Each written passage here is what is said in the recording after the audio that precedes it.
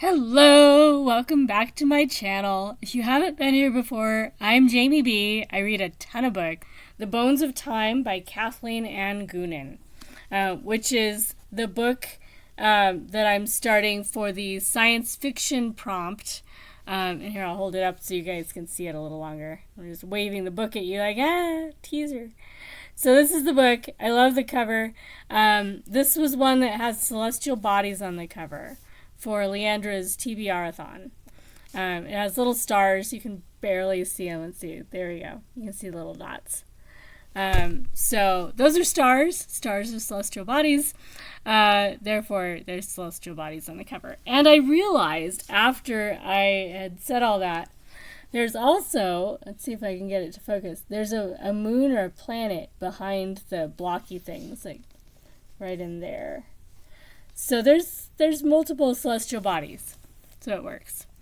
I've read one other book by this author. I don't know if she's written more books than just this one and Queen City Jazz, which is the one I read already. But as of this book, that was the only two. So I might look into what else she's written and update you guys during this video. But for now, I'm going to dive into the book. And I'll probably stop every 50 pages or so and chat about the book. So I will see you in a little bit with more about this book. All right. So I've finished the first little section, and I've looked up a little bit of information about Kathleen Ann Goonan and her books. As I suspected, she's written a lot of other books, besides the two I knew about for sure as of this book. So according to Wikipedia, Kathleen Ann Goonan died actually in 2021, so she died a couple years ago. Several of her books were nominated for a Nebula Award, which I knew. Her debut novel, Queen City Jazz, was a New York Times Notable Book of the Year, and her novel In War Times was chosen by the American Library Association as Best Science Fiction Novel for their 2008 reading list. So that's a lot more than just two books.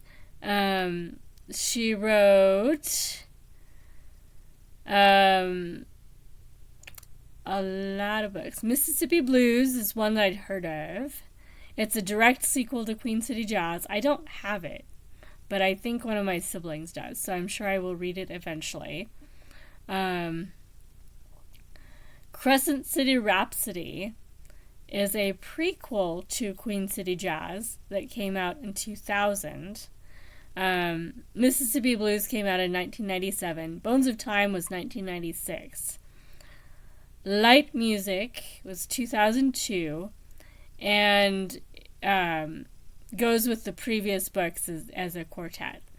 And then In War Times is set in World War II, and it's historical fiction and alternate history. So that sounds interesting. And then her newest novel was This Shared Dream in 2011, which follows after In War Times. So that would be a duology. So that's nice.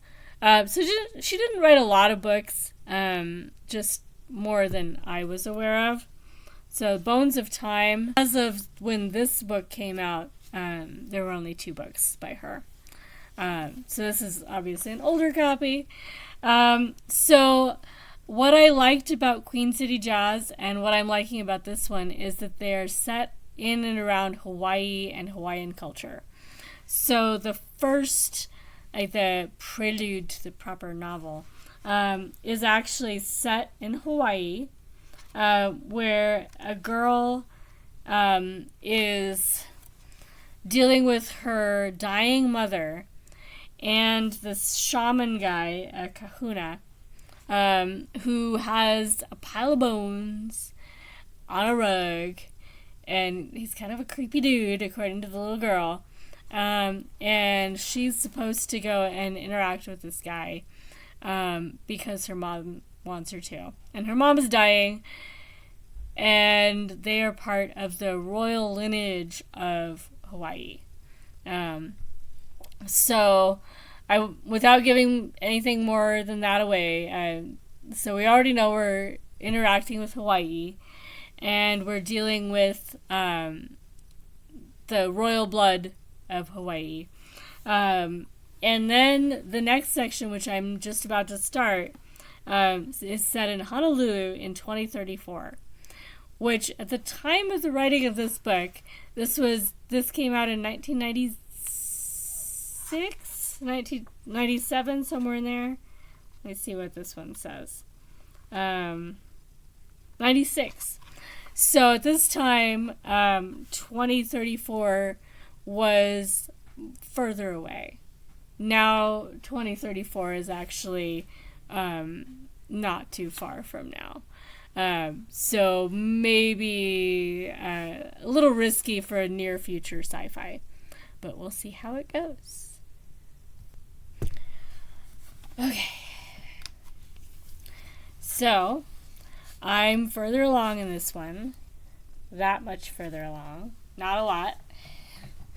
I'm at page 46 now, so almost 50 pages. We've met a young man. His name is Akamu. He is a clone of Kamehameha? I think so. Yeah, of Kamehameha. So he's a clone of a king of Hawaii, basically. And it makes me want to reread Queen City Jazz, because I remember vaguely why in that book it was important to have the royal blood of the Hawaiians.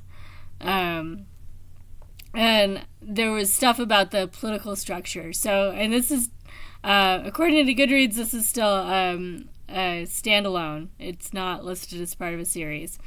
But it is in enough of the same world as Queen City Jazz that I feel like I should know more about what I'm reading. And it's been maybe 20 years since I read Queen City Jazz. It's not possible for me to be that old. But it is, unfortunately. So after I read this one, I might have to reread Queen City Jazz and then go on to the rest of Goonan's books. But I do like that you learn a little bit of Hawaiian culture and a little bit of Hawaiian language as you read her writing. Because she's throwing in, direction words like Makai and... obviously I don't remember them very well because I have to look it back up. She's talking about leaving where they're at. She's just kidnapped the kid or rescued the kid, and now is on their way somewhere with Akamu.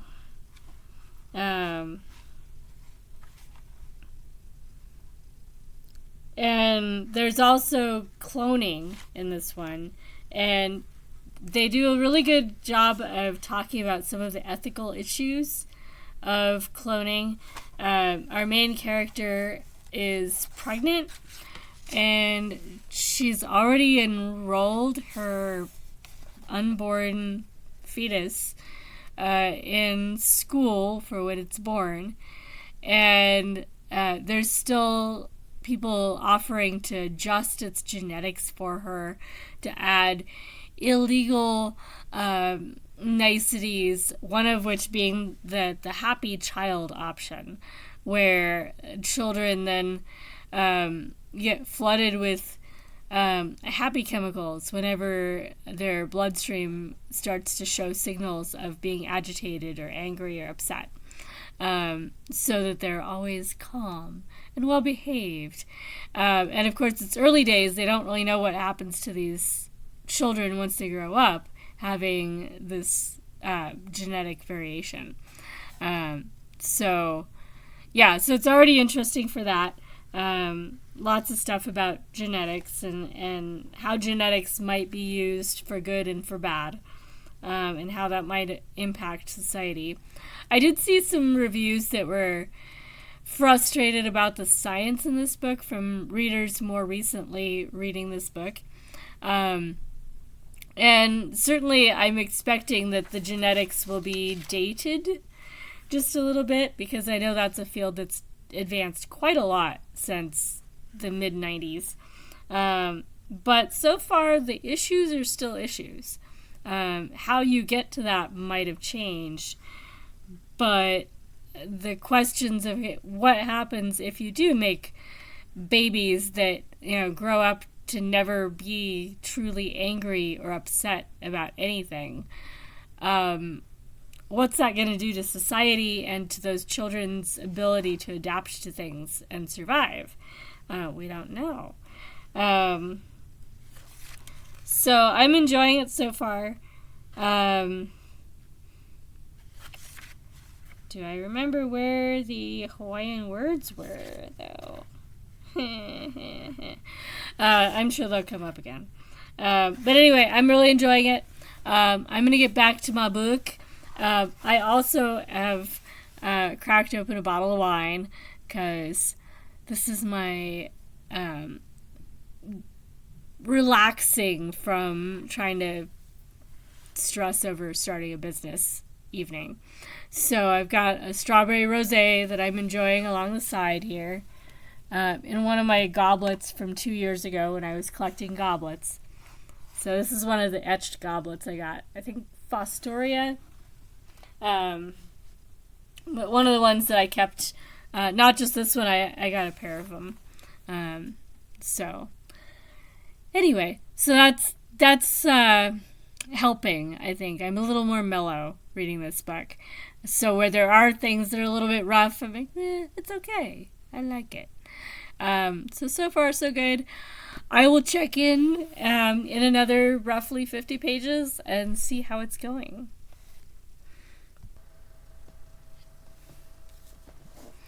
All right, so we've gotten to page 101.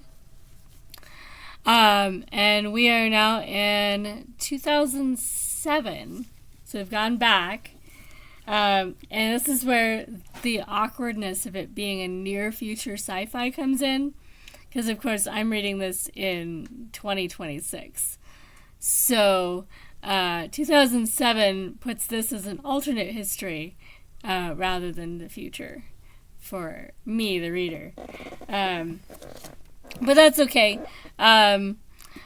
Some of the stuff they're talking about in here, we have that technology now, like self-driving cars. There are taxi services in cities in the real world that use self-driving cars. We have not seen a revolt by the humans that results in having to have humans in the self-driving cars for legal reasons, but that happens in a city in this one, which is kind of fun.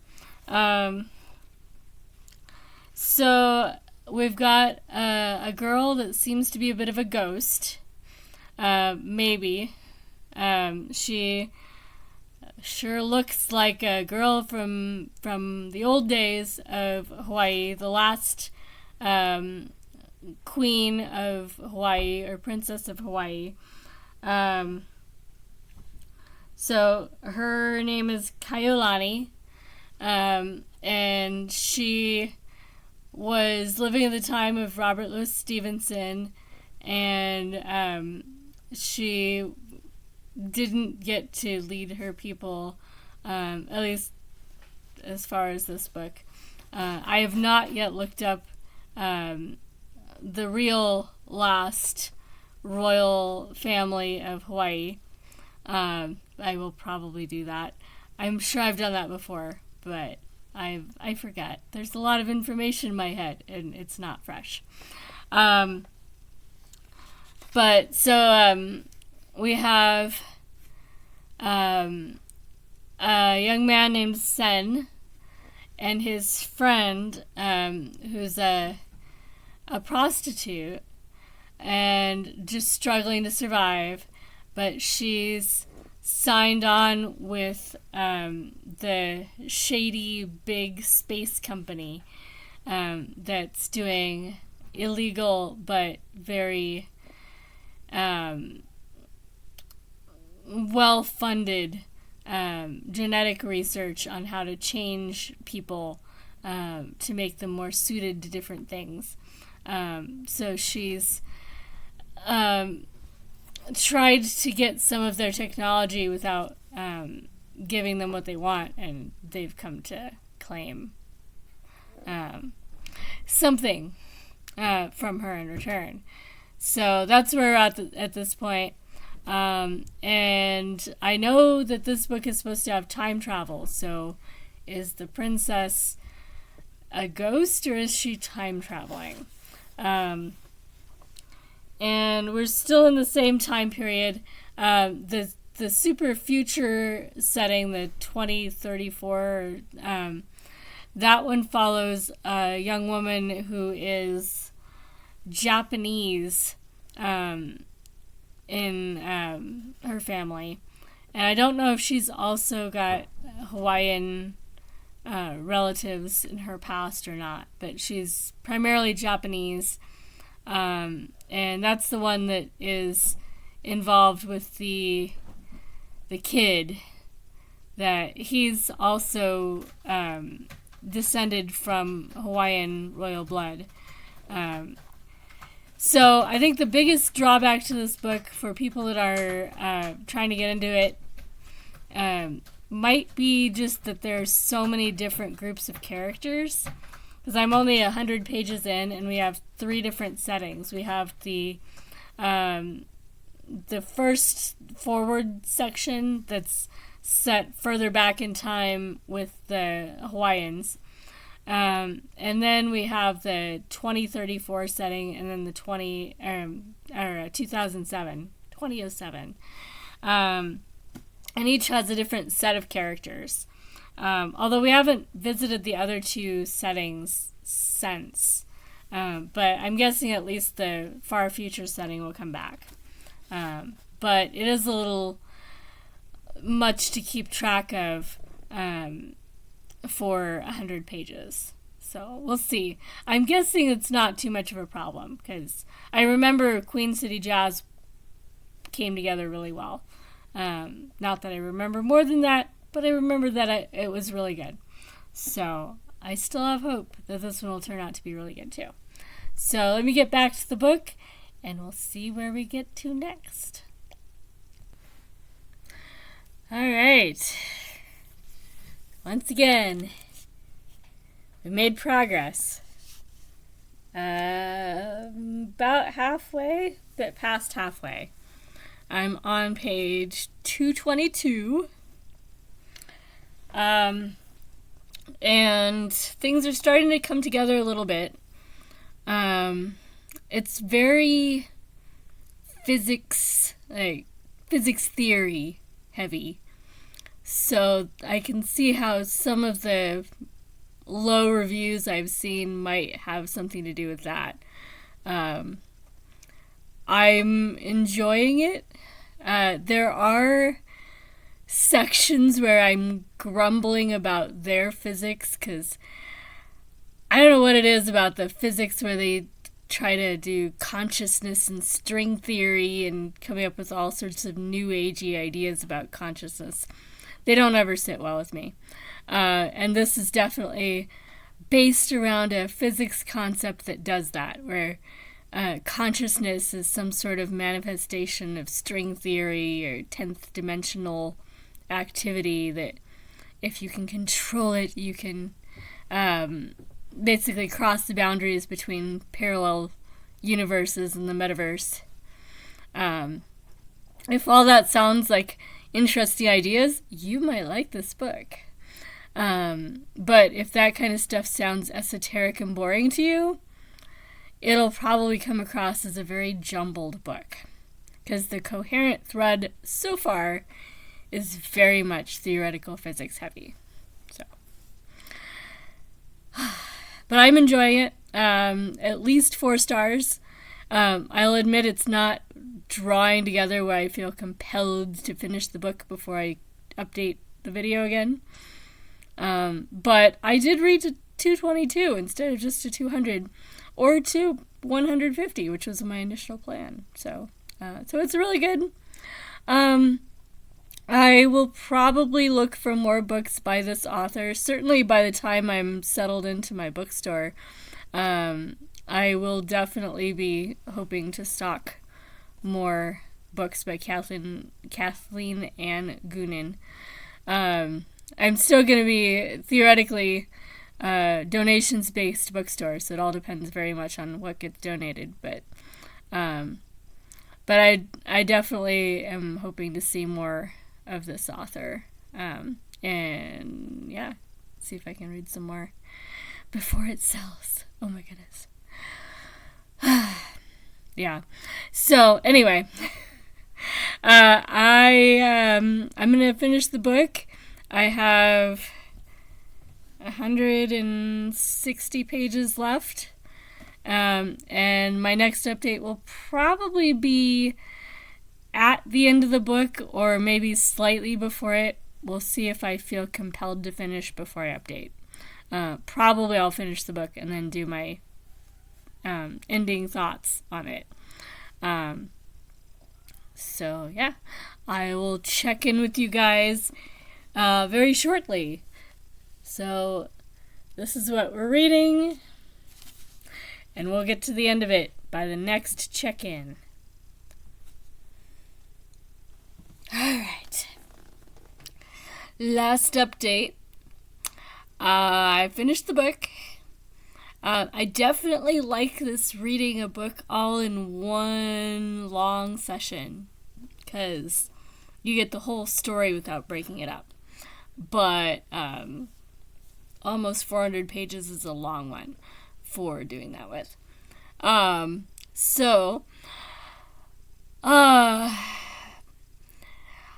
It's a 4-star, maybe 4.25 on Storygraph. Not a 5-star, even though I like some of the ideas. And I obviously have enough background to appreciate the theoretical physics and cosmology in it. The pacing is off. So as much as I like the cosmology stuff and the multiverse concept and discussing whether the multiverse is fractal and how to jump the fractal, that stuff needs to be at least like a third of the way before the end, not at the end.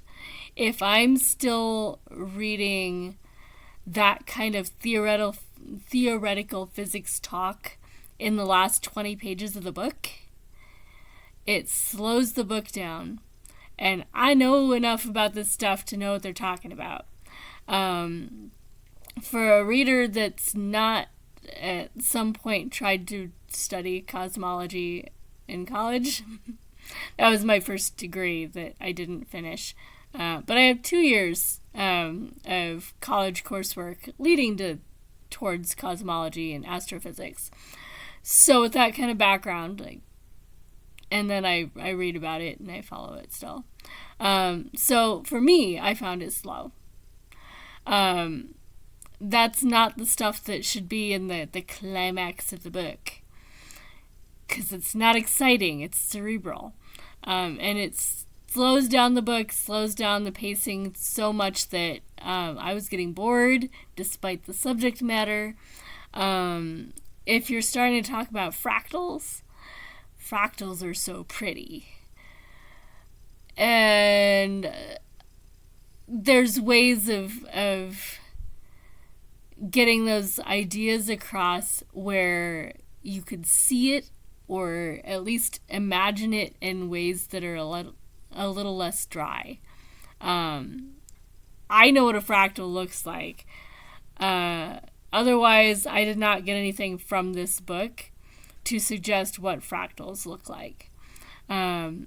So that was kind of a problem. So imagining what it means to jump the fractal is a bit tricky. I also noticed that there's no fractals on the cover. That could have been nice to incorporate fractal geometry on the front cover so that you could at least be thinking about that imagery going into the second half of the book where it starts getting more theoretical. So I think that was my biggest issue with this book. There are a lot of characters. They do kind of connect. I'm not sure about the ending. The last page. I don't know. I am going to read more of the books Goonan set in this world, definitely. And I still am a physics nerd at heart. So, sure, a series of books that's discussing the multiverse theories and structure of space-time geometries and stuff like that. So, I will read more of them. But I do see why it's not a universal 5-star on Goodreads or Storygraph. And if you don't read a lot of sci-fi, there's not a lot of spaceships, there's no aliens, so it's not that kind of sci-fi, but it is heavily theoretical physics influenced. If that's not your thing, then the jumble of characters and the weird pacing is gonna probably throw you off. So if you are looking at getting into sci-fi and it's not really a thing for you yet, I don't think I would recommend this book to get into sci-fi. On the other hand, if you like sci-fi and you need a book set in Hawaii, this is a good one for that. And it has multicultural characters. So if you need something that has diverse characters, this is great for that. And it involves science, which is fun. And there were people that were griping about the science in several reviews that were negative about this book. For the time period, keeping in mind this was written in the mid-90s, I was impressed at how little of the science was truly cringeworthy. I didn't really find any of it uncomfortable. The way some things work that we know so far is a bit different, but the terminology would be the biggest issue. The time periods were a bit off. I wish this author had stretched out how long it takes to get to the technologies she's talking about. Just change the dates, because the ideas were cool. I doubt that by 2034 we're going to be at the technology she's talking about. And the 2014, we're not there. We're still not there. The technology that she's describing is still futuristic for us. There's some things like self-driving cars that we do have that. We do have a space program that might actually land. Well, I don't know. We're not going to land people on the moon again. But we are sending people to the moon, theoretically, as long as it doesn't blow up, in about 2 weeks. So we're not at a point of sending a faster-than-light traveling spaceship out into space. And we are past the 2014 mark. And so I'm not sure about 2034 for the technology in this book. But if she just changed those numbers, maybe make the 2007 date be the, close to the present date for her story. And then, I don't know. But it needed to be stretched out. The 2034 date, if that was 2134, then I would totally buy it. That would make sense. So there's some niggling things in this book. The pacing was the big one.